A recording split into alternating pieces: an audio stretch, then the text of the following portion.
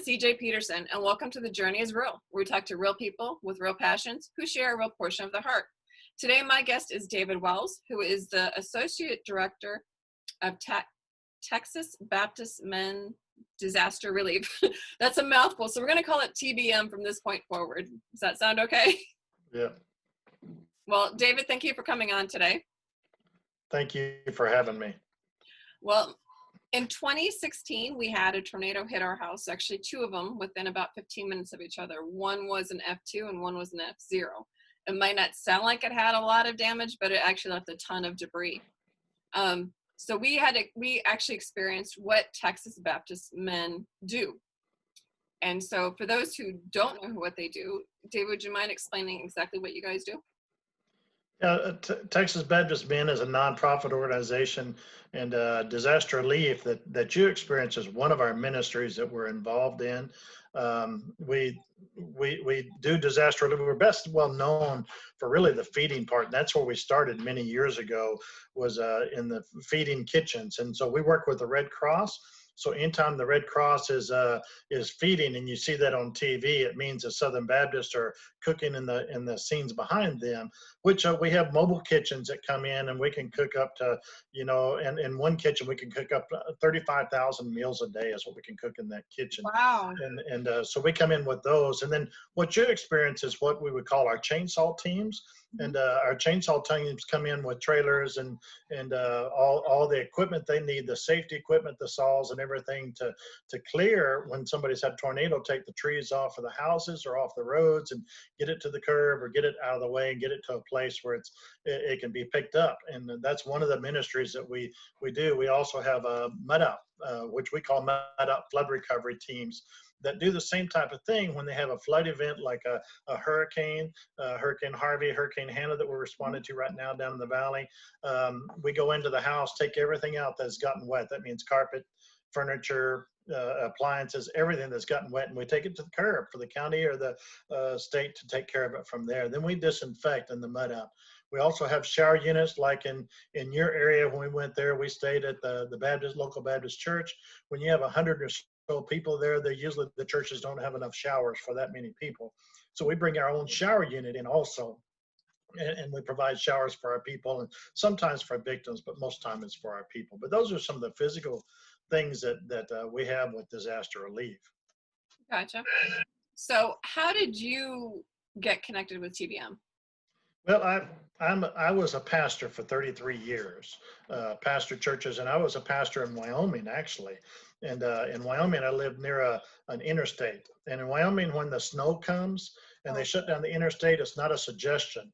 They put a gate across the interstate, and then they dump everybody on the interstate off into the towns. Well, I lived in a town of about 5,000 people.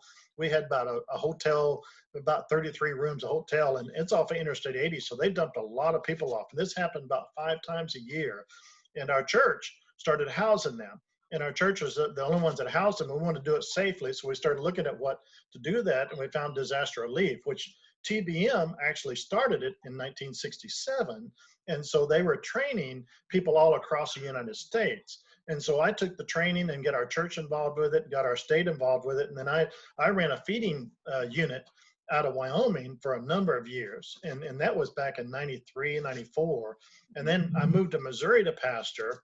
And while I was there, I ran a chainsaw unit, a mud out unit, a shower unit, and also working all the time with TBM and remotely. And from time to time, I would work on their sites, work with them and those type of things. And then eventually, just about a year and a half ago, they asked me to come and help them, even managing their volunteers and helping them with their volunteers because of my experience that I had with them and with the other states in doing that. And that was a hard decision for me because we were pastoring a church. I mean, I always done it as a pastor of a church. I always did the disaster relief. My church would give me 5 weeks a year to do disaster relief. So I would take teams in different places and ended up in leadership. So I essentially retired from the pastorate to come and work for TBM.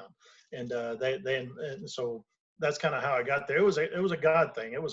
I had actually planned on taking some of my staff through what we call experiencing God, because one of my staff members wanted to get closer to the Lord in that. And so as I was taking them through that is when I was called by TBM to even pray about that. And I thought I was taking my staff through this journey, getting closer to the Lord for my staff. I didn't realize it was for me, at the time. So we dealt with that.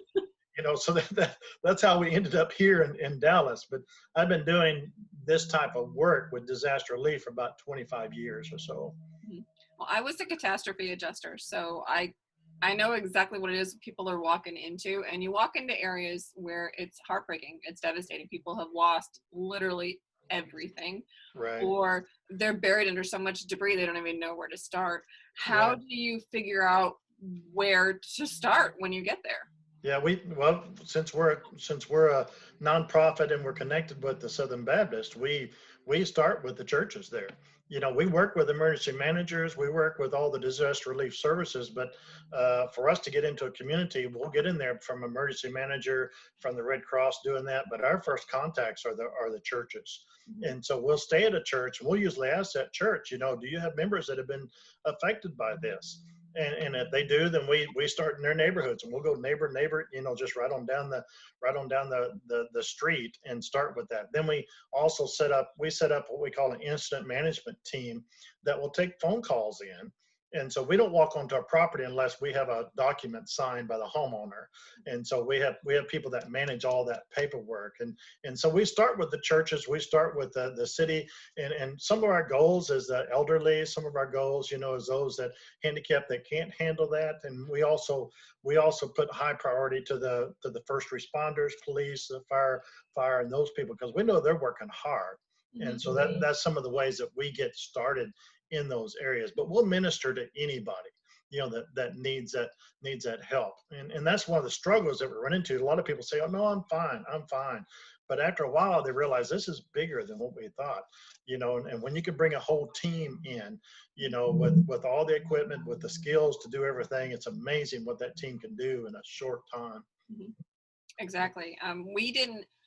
We were at the end of the street that got nailed, and the tornado literally bounced over our house. I mean, just literally, you could see the path of it going up and coming down. Yeah. And so our house was spared, but there was literally debris everywhere. And Right. my husband had just had back surgery, so I had to do it myself. And thankfully, we were youth workers at the time, so some of the youth kids came over, and our best friends came over and helped us clean up the debris, because I felt bad asking for help. Right. I A lot of people do. houses with trees through them, and the trees were stacked up taller than me and on the street itself. And so it's like you kind of feel bad sometimes asking for the help. Right. But it's overwhelming when especially we run into people that have been living in that with that debris in their yard for 2 or 3 days or even weeks, and they're still thinking, oh, I can do this. But man, it's just overwhelming for them to do that. And that's why we come in, to help that. And part of the reason that we're doing all this, not only for the physical help in there, is we have chaplains in our deal, because we know people are struggling and they're hurting during that time, and they don't really realize they are. They're just functioning, and they're trying to clear trees, and they don't realize that they're hurting in the way they are. So we have that opportunity to come in and stand beside them and share with them. And also the biggest part of our goal is to share Jesus Christ with them. If they don't have a relationship with Jesus Christ, then they're in a bigger disaster than what they are with the physical part of that. And that's something all of our people are ready to do that, and we have all of our people ready to respond in that way too. And that's part of what Jesus commanded us to do is give that cup of cold water, and to minister to people as we can. He tells us that if you just say, well, good luck with the storm and good luck with your life, then you've done nothing. That's why we're doing that physical part of that, then also the spiritual part. I love that. So you're feeding both spiritually and physically. Yeah. You mentioned that you started with them in Wyoming. Where did TBM, where did TBM actually start? How did they start? Well, we started with Rolling Bastards, which is a boys group in Southern Baptist, that we train boys, try to help them to train them to be Christian men. Well, they did what they call these buddy burners. They were teaching them how to do a buddy burner, which is a number 10 can, and you put a candle under it, and you can cook, eggs or something like that on top of that. Well, when Hurricane Beulah hit in 1967, they called us to come down there because the people didn't have electricity forever. And it started out of Dallas, out of Texas Baptist Men, started out of Dallas, and they asked us to come down and help them to train the people, even the citizens, how to cook on that little buddy burner. And when we started doing that, we realized there was a big ministry there. And so it just advanced from that to those bigger kitchens. And it really all started from in Texas and Dallas, from a guy named Bob Dixon, and he had 6 other guys with him that helped him do that. And then they started developing the whole organization that we have that is all across the nation. And me in Wyoming, dealing with that, it's the same format. We have the same safety things. We have the same goals and everything. And it all started here in Dallas. So each state convention even has an organization like Texas Baptist Men. It's usually in their convention that they take care of the stuff in their state. And then when we have a bigger disaster, we kind of all combine together. And so we as Texas Baptist Men, really, we take care of Texas, but if with Hurricane Katrina, other hurricanes, we go out and go and we can go into those other states because we helped develop, the whole thing that they're doing. So it's all uniform. So we can work with any of those others. We're dressed the same. We're labeled the same. We're credentialed the same. We're all background checked all across the nation. But Texas Baptist Men they're all background checked. They have this same symbol that it is there, and it's recognized by Red Cross. It's recognized by FEMA.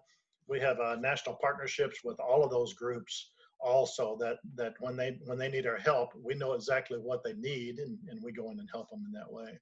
I think that's great, because then you can jump into any scenario. As a catastrophe adjuster, we're trained to go into a certain area and do the exact same thing every time.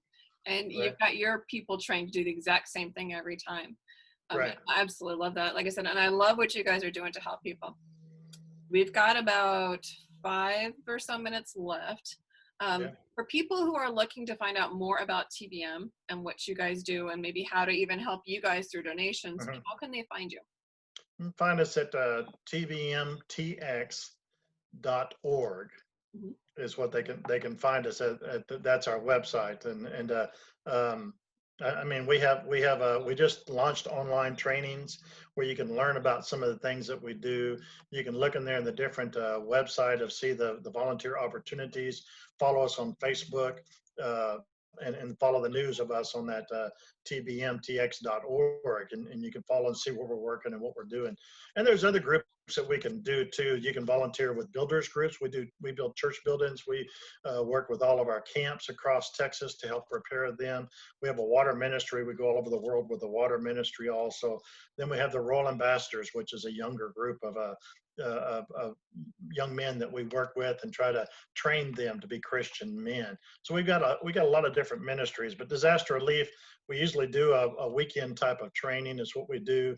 But right now with the things going on, we're doing some online. But you can find all that at the web of where we're at and what we're doing there. Okay, well, being a female, I have to ask, is there a female version of this or counterpoint version of this? 40% of our volunteers are female. Okay. Yeah, so they're just working right next to us. So okay. I had to ask.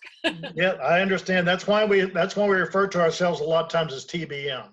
So because we do have 40. The men off. You're just Texas Men's Ministry. Right. So we do refer to it a lot of time as TBM because 40% of our and without the women we wouldn't be able to do what we do either. So they run chainsaws. They're in the mud out right there with us.